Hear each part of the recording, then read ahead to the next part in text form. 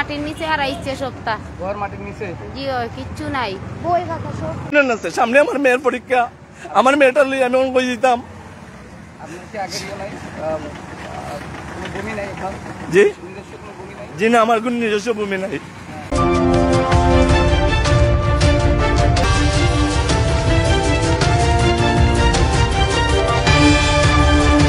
আমরা 30-40 বছর থেকে এখানে আছি ওখানে হঠাৎ করে গাড়ি আনছে আনিয়া আমরা ঘর দুয়ার ভাঙ্গিলছি আমরা সময় দিছে না বা আমরা জানাইছেও না যে এখানে ঘর দুয়ার ভাঙ্গা লাগবো তুমি তো এখান থেকে হরি যাও আমরা এখন তার নিবার সুযোগও দিচ্ছে না আপনারা গরো কিটা কিটা আছে ঘরত আমরা একজন মানুষের কত কিছু থাকে আপনারা বুঝেন জানি বাসন আড়ি জিনিসপত্র কত কিছু থাকে 1 লাখই আমরা নিতে দিচ্ছে না ফ্যামিলি মেম্বার কতজন ফ্যামিলি আছি আমি আমার বাচ্চা 2টা লইয়া আমার বোন একটা লইয়া এই কাজগুলো কে করছে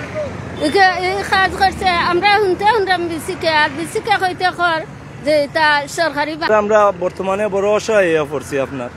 বিগত 25-30টা বছর ধরে আমরা কোনো জায়গা জমি নাই এই অর্থ এলাকার মানুষে দেখলাম আপনার আমরা এই বিগত 30-35 বছর ধরে আছি আপনার হঠাৎ খোয়া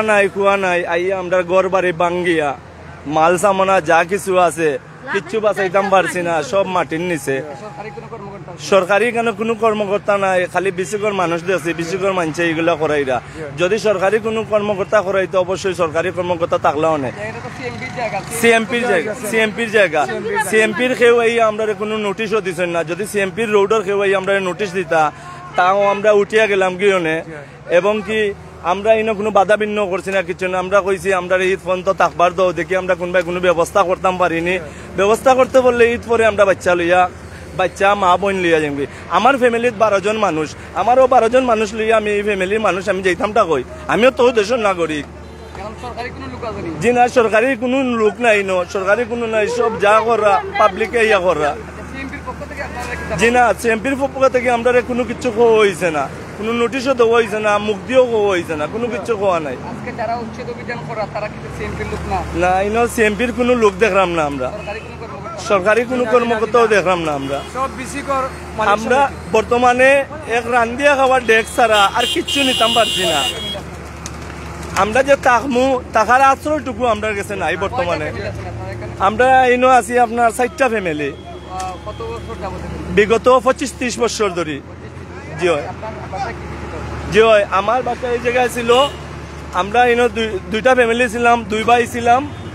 ভাই ছিলাম আমরা যদি জায়গা জমি থাকতো আমরা তো সরকারি জায়গার মাঝে থাকলাম না অনেক আমরা আছি বহুত আমরা খেয়ে কোনো ক্ষয়ও করলাম না ক্ষতিও করলাম না কোনো ধরনের বিশৃঙ্খলাও করলাম না সেই লোকে কোনো রাহাজানিও করলাম না মায়েরও করলাম না দরবারও করলাম না আমরা উপরে এই অত্যাচার কেন আমরা এগুলা কি করবো সব রোডের সাইডে ভালাই আছে আপনারা তো দেখলাও 50 বছরের উপরে হইব জি যে আমার আমরা ফ্যামিলির মাঝে আসনে বলা নয় 14-16 জন মানুষ আছি আমরা তারা অন্য জায়গাত গেছে গিয়া দৌড়াইয়া ইটা থইয়া হগালাত গেছে করিয়া তারা আইব আমরা যদি আপনাদেরকে ভিতরের অংশটা দেখে আপনারা দেখছেন যে এই সেই জায়গা তারা কোন অসহায় অবস্থায় আছেন আমার ঠিক ক্যামেরার সামনে দেখছেন একজন মহিলাও কিন্তু অসহায় অবস্থায় কাঁদরাচ্ছেন অর্থাৎ এখানে কাঁদছেন তাদের এই অবস্থা দেখে তো তারা আশ্বাস পেয়েছিলেন এবং ঈদ পরেই নাকি এখান থেকে সরে যাবেন ঈদ পরেই নাকি তারা সরে যাবেন এখান থেকে কিন্তু সেই সুযোগটা হলো না আসলে জুড়ে তুলে দেবো আপনাদের বড় কি কি ছিল গলে মাল সামানা ছিল দেখবা টিন বাঁশ জাল আমার গাছ অনেক টাকার মাল নষ্ট করছে সুযোগ আপনাদের সুযোগ দেওয়া হয়েছিল কিনা জি না আমরা খাওয়া হয়েছে না খালি দোকানপাটের খাওয়া হয়েছে স্যার এই দোকানপাটের গুলো ওরা খাওয়া হয়েছে না বাসা বাড়ি খেলে কইছে না আমার মেয়েটা ওখানে অন্যের বাড়ি আছে আমার মাটা ওখানে অন্যের বাড়ি আছে তখন আরো বাড়ি নিয়ে আমার বৃদ্ধ মারে নিয়ে রাখছি আমার মেয়েরে নিয়ে আরো বাসাত রাখছি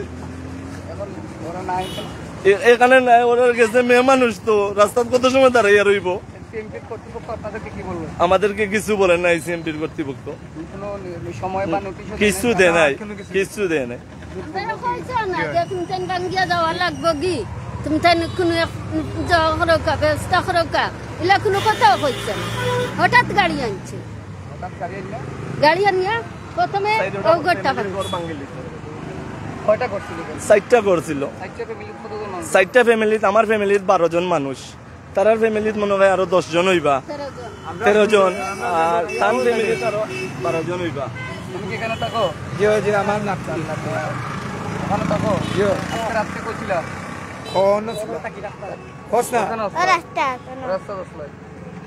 প্রিয় দর্শক, এই সেই জায়গা যে বিসিকের অর্থাৎ বিসিকের ঠিক সামন আমরা ইতিমধ্যে আপনাদেরকে তুলে ধরার চেষ্টা করছি। এখানে 4-5টা ফ্যামিলি দীর্ঘদিন যাবৎ তারা জীবনযাপন করে আসছিলেন। ইতিমধ্যে সিএমবির জায়গা পড়লেও তারা কিন্তু অপেক্ষায় ছিলেন যে সিএমবির সরকারি কর্মকর্তা তাদেরকে নোটিশ দেওয়ার পরে আর অন্যথায় তারা ঈদের পরে সরে যাবেন এমনটাই জানিয়েছেন। অর্থাৎ সেই সুযোগটাও হলো না। আর মাত্র 2-1 দিন বাকি রয়েছে, অর্থাৎ পবিত্র ঈদুল আজহার সেই ঈদ কাটিয়েই তারা চেষ্টা করছেন এবং তারা খুঁজে বেড়াচ্ছেন অন্য কোনো আশ্রয় পান কিনা, সেই এমনটাই জানিয়েছেন। এখন কিন্তু তারা কোনো আশ্রয় পাচ্ছিলেন না, তারপরও তাদেরকে এই সুযোগটা এখন পর্যন্ত দেওয়া হয়নি। আরেকটি ঠিক কোম্পানি সামনে রয়েছে, কিন্তু সেটাও কিন্তু ভাঙা। এটা কি ভাঙা হচ্ছে? না, এই তারা কোম্পানিগুলো ভাঙা হচ্ছে না, আমাদের গরিবের ঘর ভাঙা হচ্ছে। সরকারের জায়গায় খাস ভূমিতে আমরা জানি যে কোনো মানুষ যদি দীর্ঘদিন থাকে, সরকার তাকে আবাসনের ব্যবস্থা করে দেয়। এরকম ব্যবস্থা করে দিয়ে একটা নোটিশের মাধ্যমে তার সামানগুলা গুছায় নেয়, এরপরে সে যাওয়ার সিদ্ধান্ত নেবে।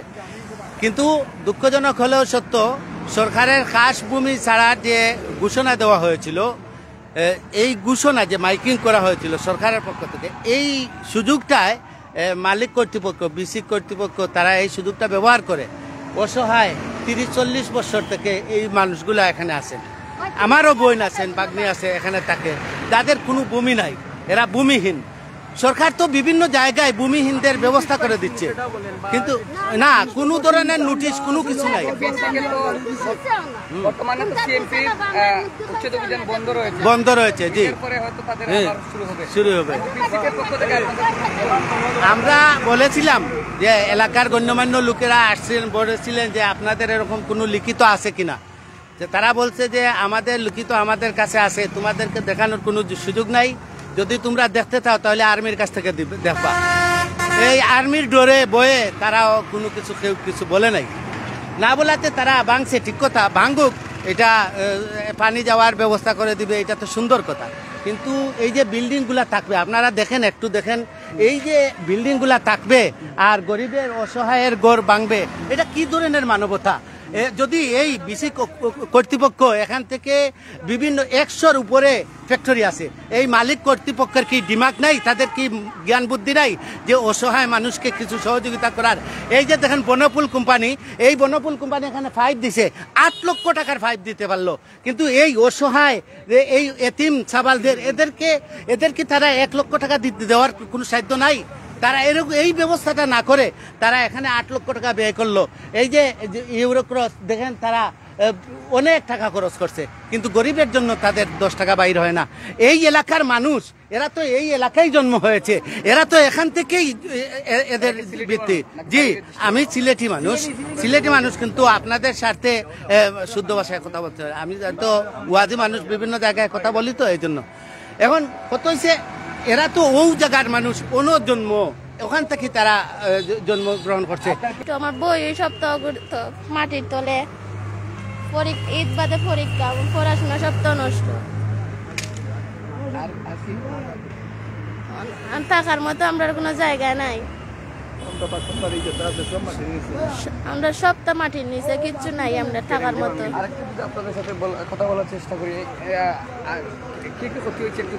ক্ষতি হয়েছে আমার, এই মাত্র যে কথা বললেন, উনি আমার মেয়ে ক্লাস 9-এ পড়েন, ঈদ বাদে উনার পরীক্ষা, আমার এটা মেয়েটার ঈদ বাদে পরীক্ষা। মেয়েটা যে পরীক্ষাটা দিব, পরীক্ষা দেওয়াটা যে ফরিয়া যে পরীক্ষাটা দিত, ক্লাস 9-এর পরীক্ষা, বই টই যা আছে সব তারা কেরেং দি ভাঙ্গি আপনার মাটির নিচে পালাইয়ার আছে। আমরা কিচ্ছু লিয়ে এক রান্দিয়া খাবার বাসন ছাড়া আর খেতা আর বালিশ ছাড়া আর কিচ্ছু আমরা নিতাম পারছি না, সব মাটির নিচে। তখন আমার ক্লাস 9-এ পড়া মেয়ে, আমার মেয়েটা ঈদ পরে পরীক্ষা দিত কিলা, ওই যে আমাদের অত লুস্কান করলো,